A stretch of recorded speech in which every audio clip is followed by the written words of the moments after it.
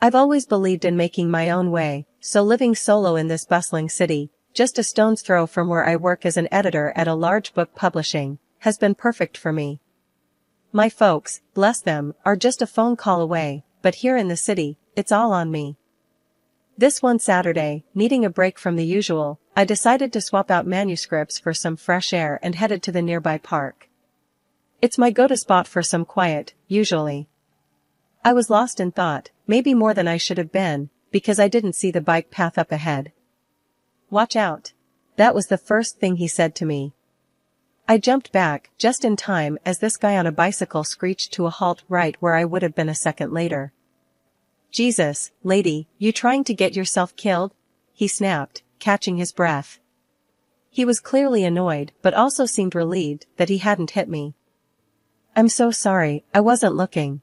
Are you okay?" I stammered, feeling like a complete fool. "Yeah, I'm fine. No thanks to you, though. You gotta watch where you're going." His tone was harsh, but his concern seemed genuine. I know. I just zoned out. "Thanks for stopping in time," I replied, feeling my cheeks heat up. He ran a hand through his hair, looking a bit calmer. "All right, no harm done, I guess. But maybe keep off the bike lane, huh?" "Deal," I said, managing a small smile. "I'm Jenna, by the way." "Tom," he said, offering a hand, which I shook. "So, Jenna, always this distracted, or is it just my lucky day?" "Only on Saturdays," I quipped back, feeling a bit more at ease. We both laughed, and somehow, that awkward start turned into coffee at the nearby cafe. Turns out, Tom worked at a car sales company. He was straightforward, kind of blunt, but funny. We talked about everything, from books, which he admitted he didn't read much of, to cars, which I knew nothing about. It was easy, simple conversation, the kind where you suddenly realize hours have passed. "Didn't think I'd end up spending my afternoon with the woman who almost wrecked my bike," Tom said as we stood up to leave. "And I didn't think I'd be thanking the same guy who called me a killer on our first chat," I shot back, laughing. "Well, guess we're both full of surprises. Can I see you again, Jenna? Maybe on a day when you're not in the path of moving vehicles?" I nodded, smiling. "I think I can arrange that." Over the next few weeks, Tom and I started seeing each other more often. At first, it was just casual coffee dates and walks through different parts of the city. He had a rough way of talking, but it grew on me, felt real and down to earth. Before I knew it, these friendly meetups turned into late-night talks, dinners at places that became our spots, and slow, revealing conversations about our lives. There was something about Tom that felt familiar and exciting at the same time. I was drawn to his blunt charm, and from those ordinary meetings, an affair began. The more things progressed with Tom, the more inevitable it became that I'd meet his folks. They lived in the suburbs, a nice big house with a yard and all. Tom had warned me his mom was a bit traditional, but I wasn't prepared for just how much. We pulled up to their house, and right from the start, it was clear his parents had been eagerly waiting for us. His mom, a robust lady with a warm smile, welcomed us at the door, enveloping Tom in a big hug and giving me a once-over that felt a bit too long. "Jenna, dear, it's so nice to finally meet you. Tom has told us so much about you," she said, pulling me into a hug that felt more like she was trying to figure out my dress size than welcome me. "Thanks, Mrs. Harper, it's great to meet you too," I replied, trying to match her warmth. We sat down in the living room, and Mrs. Harper wasted no time diving into the conversation. "So, Jenna, Tom tells us you work at a publishing house. That must be exciting, handling books all day." "It is, Mrs. Harper. I love my job. It's fulfilling to be part of the creative process," I said, glancing at Tom, hoping he'd help steer the conversation. "That's nice, dear. But you know, once you two settle down, you'll need to think about what's really important. Family should come first, and a woman's touch in the home is irreplaceable," she said, not missing a beat. Tom's dad, who had been quietly observing the exchange, chimed in with a nod. "Absolutely. A stable home is the foundation of a good life. Right, son?" Tom shifted uncomfortably but managed a nod. Yeah, Mom, Jenna's really great at managing her time though. She's pretty organized and sharp. Well, of course, but managing a home is different, you know. It's a full-time commitment, his mom countered, fixing her gaze on me like she was trying to solve a puzzle. I cleared my throat, feeling the need to defend my position. I believe it's possible to balance both, Mrs. Harper. I think a modern family can have two working parents. It's all about teamwork, isn't it? Mrs. Harper smiled, but it didn't quite reach her eyes. Oh, dear, that's a nice thought.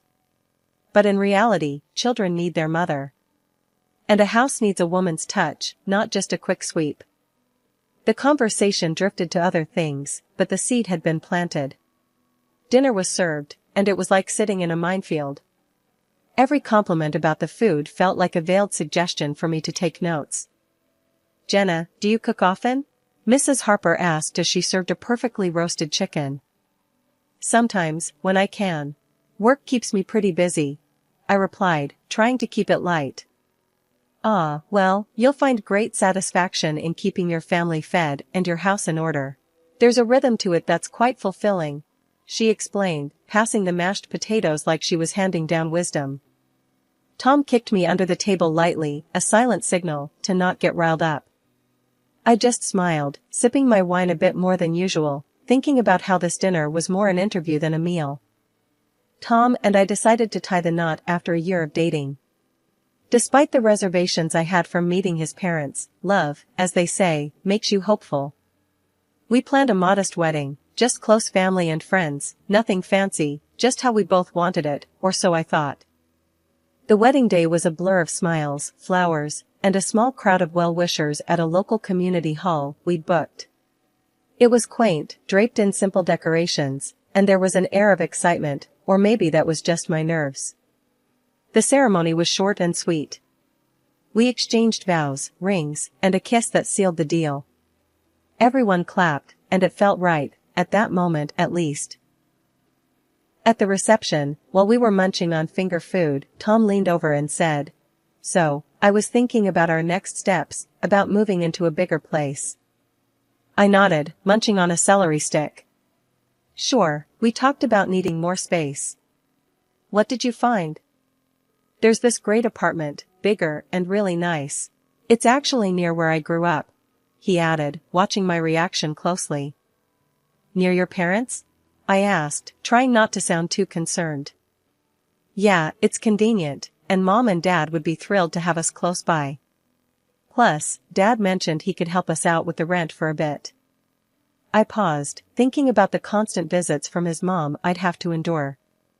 That's generous. But, Tom, you know how I value our independence. I don't want to feel like we're not on our own. Tom squeezed my hand. I get it, Jenna, but think about it. It's a good financial move, and it'll be nice to have family nearby, you know, for when we decide to start our own. I wasn't convinced, but decided to give it a shot. Okay, we can try it. But if it feels too crowded, we need to reconsider, all right? Deal. Tom smiled, and we went back to entertaining our guests. Moving in was a hassle. The apartment was indeed spacious and had a lovely view of a nearby park, but it was also a 40-minute drive from my work, which added to my daily commute. Tom's parents, true to form, were over often. His mom came by with housewarming gifts, which were really just ways to imprint her taste on our decor. Jenna, dear, I brought you some nice curtains, much better than those drab ones you picked out, she said one afternoon, holding up a garish set of floral curtains. Thanks, Mrs. Harper, but I actually like the ones we have. I tried to keep my tone light. Oh, but these will brighten up the living room so much more, she insisted, already walking over to change them. The tension was palpable each time she visited, and I felt like I was walking on eggshells in my own home. Tom did his best to mediate, but it was clear that his idea of close to family and mine were worlds apart. Over time, the topic of how we should live our lives began cropping up more frequently. Tom increasingly expressed his preference for traditional family roles. Jen, think about it. You managing the home, me bringing in the cash, it just makes sense, he'd argue, his voice firm as if that settled the matter. But look at this, I'd respond, pulling up our budget on my laptop. 2 incomes, especially now with everything that's going on, pandemics, economic dips, it just makes more sense. We're more secure this way. Tom would shake his head, clearly frustrated. That's not how a family should work. It's not just about money, Jenna. But it is about stability, Tom. And us both working doesn't mean we can't have a great home life. I tried to reason, but it felt like talking to a wall. Meanwhile, Mrs. Harper practically turned our apartment into her second home. She was over all the time, and every visit felt like an inspection. Jenna, you're not thinking of staying in that job forever, are you? She'd start as soon as she walked in. I'd barely have my coat off, and there she was, questioning my life choices. I actually enjoy my work, Mrs. Harper. It's important to me, I'd say, trying to keep my voice steady and polite. She'd tisk and start prowling around the apartment, her fingers sliding over surfaces, looking for dust. Well, if you were home more, maybe this place would be cleaner, she'd say, holding up her dusty finger like it was evidence in a trial. It's clean enough. We live here, it's not a museum, I'd shoot back, feeling my patience thinning. But she'd already be on to her next inspection point, flinging open the refrigerator to critique my grocery choices. This isn't enough food for a healthy meal. And look at these leftovers, don't you cook fresh? She'd complain, her nose wrinkling in disapproval. I tried talking to Tom about it. Your mom is overstepping, and it's stressing me out. I can't keep up with her expectations. Tom, ever the peacemaker, would sigh. She's just trying to help, Jenna. Maybe if you were home more, things wouldn't be so tense. One evening, after a particularly hard day at work, I came home to find Tom in a foul mood. This place is a mess, Jenna. And dinner's it's not up to par, he said, poking disdainfully at the pasta I had whipped up. I'm doing my best, Tom. I'm working full-time and trying to keep up with the house. But it's never good enough for you, or your mom, I snapped, frustration boiling over. Well, maybe if you weren't trying to do both, you'd actually do one right, he shot back, his words sharp and cutting. I was taken aback. Are you saying I need to choose between my job and our home? If you can't handle both, then yes. Maybe you should just be a housewife. Honestly, if things don't change, I don't see how this can work out, he threatened, his tone cold and serious. I felt a chill run down my spine. The man I loved was giving me an ultimatum that felt like a noose tightening around my neck. Be a housewife or bust. It was clear that the life I had built, my career, my independence, was slipping through my fingers the more I tried to cling to it. The tension in our home was thick enough to cut with a knife. Tom and I were at a breaking point over my career and our lifestyle. I loved him, deeply, so I made a choice that I thought could smooth things over. I went to my boss and laid it out. I was quitting to be a full-time housewife. My boss was shocked, disappointed even. He knew how much my career meant to me. But then he offered a lifeline, remote work. I could still edit, only from home. It wasn't ideal, but it felt like a compromise I could live with without completely losing myself. I didn't tell Tom about the remote work arrangement. Instead, I told him I had quit my job to focus on our home. His face lit up in a way that both warmed and broke my heart. That's great, Jen. It'll be better for us, you'll see, he said, pulling me into a hug that felt like he was clinging to a newfound peace of mind. I threw myself into the role of housewife, handling the chores, cooking meals, and making sure everything was just right for when he came home from work. But as soon as he left for work each morning, my laptop opened, and I was back at my editor's desk, remotely. The balance was precarious, juggling my secret work life with the domestic life Tom believed I had embraced. I funneled the money I earned into a separate account. It seemed smarter to have a financial cushion that Tom didn't know about, just in case. Living on just Tom's salary was his idea, and it strained our finances more than he realized. Just 3 months in, the cracks began to show. We're running low on everything, Tom. We need to rethink our budget. I approached the topic one evening, hoping for a rational conversation. What are you talking about? You're just not managing our money right. You need to cut back on spending. He snapped back, frustration lacing his words. His words stung. I hadn't bought anything for myself in ages, always hunting for deals and scrimping wherever I could. I'd been as frugal as possible. It's not enough, I insisted, my voice tight with hurt. The next day, as if on cue, Mrs. Harper showed up at our door. Tom told me you're having trouble with the budget. Let me show you how to shop properly, she declared, her tone brooking no argument. The following days were a crash course in extreme penny pinching. She dragged me to the store, pointing out the cheapest items, many of which were of questionable quality. These are what you should be buying, Jenna. None of that fancy stuff, she instructed, her voice harsh as if I was a wayward child. She even showed me how to dilute dish soap to make it last longer, her eyes sharp. You'll learn to make do with less. It's good for you, she said, nodding to herself more than to me. Every receipt was scrutinized, every expenditure questioned. Why did you buy this? You don't need to be traveling around when there's work to be done here, she scolded when she saw a bus ticket stub. It was more than just saving money, it felt demeaning, like I was under constant surveillance.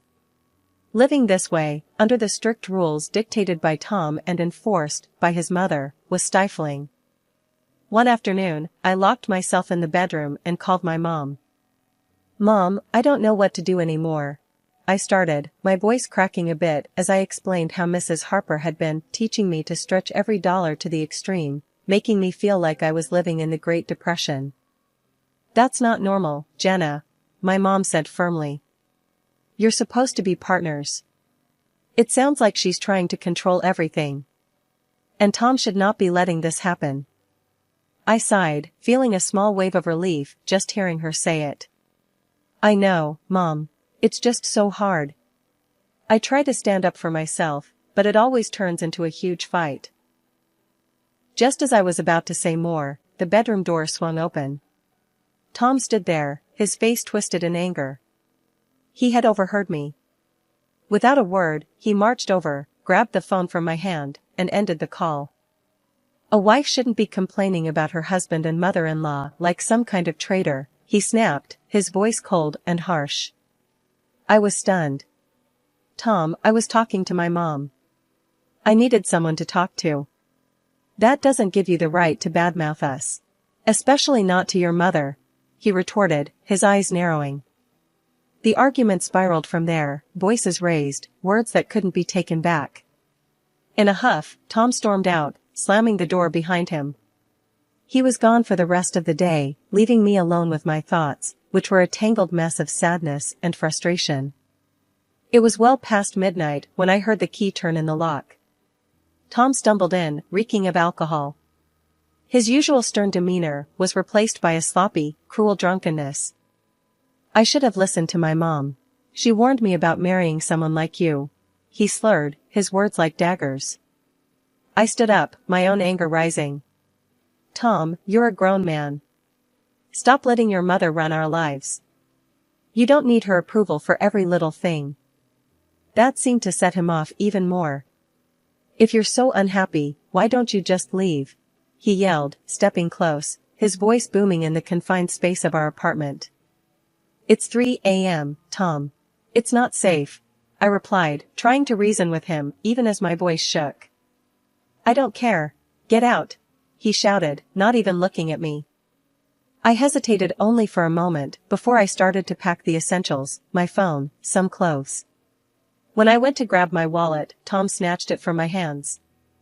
I earned this money, Jenna. You have no right to it, he said, venom in his tone. Panic surged through me, but then I remembered my own account, my secret safety net.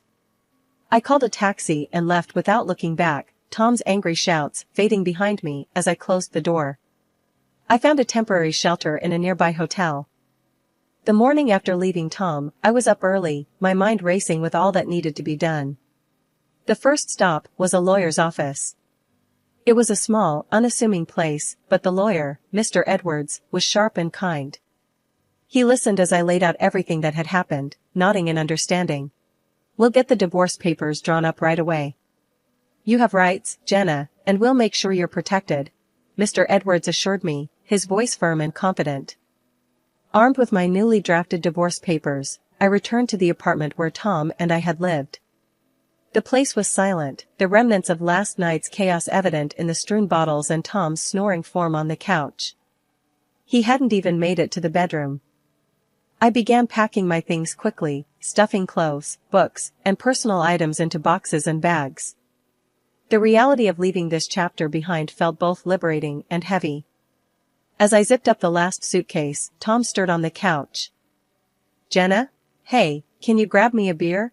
he mumbled, still half asleep, not even noticing the suitcases. Instead of a beer, I placed the divorce papers on the coffee table in front of him. "Here's what I can give you," I said, my voice steady. Tom blinked, slowly coming to. He picked up the papers, scanning them, a smirk appearing on his face. "What's this? You're serious? Come on, Jen. You'll come back. Just say sorry to me and my mom, promise to follow the rules, and we can forget all this." I couldn't help but laugh, a short, bitter sound. "No, Tom. I'm not coming back. Not now, not ever. This is goodbye." I left the apartment, the door closing behind me with a click that sounded like the locking of my past.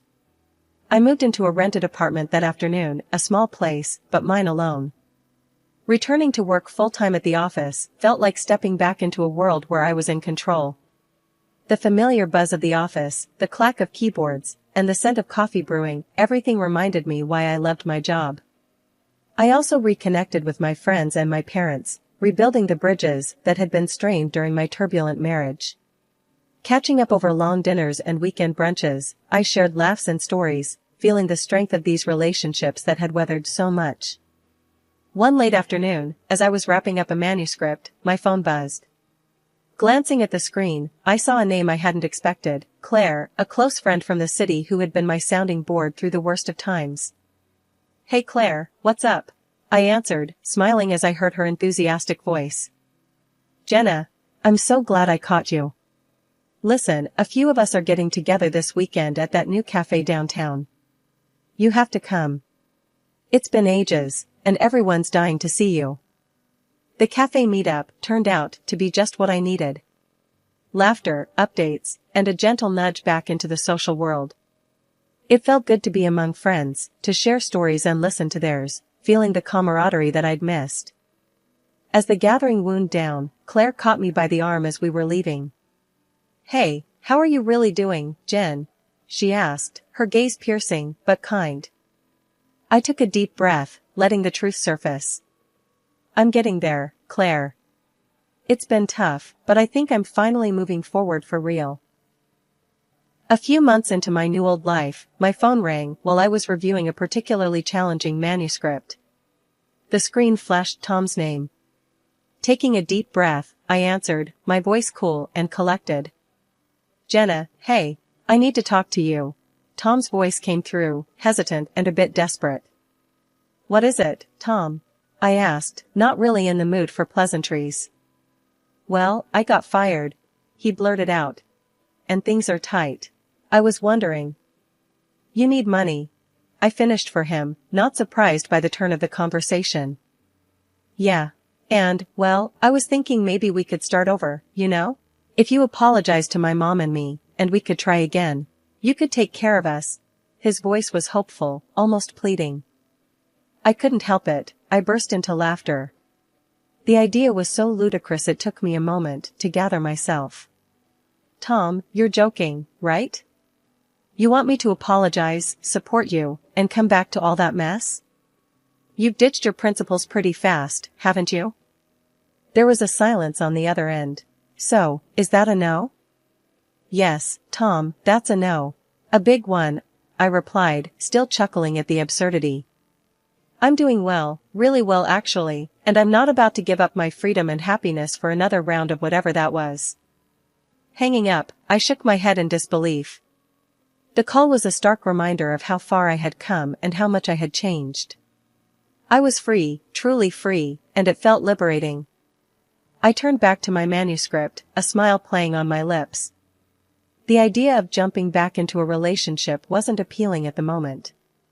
I was enjoying my independence too much, savoring the peace that came with it.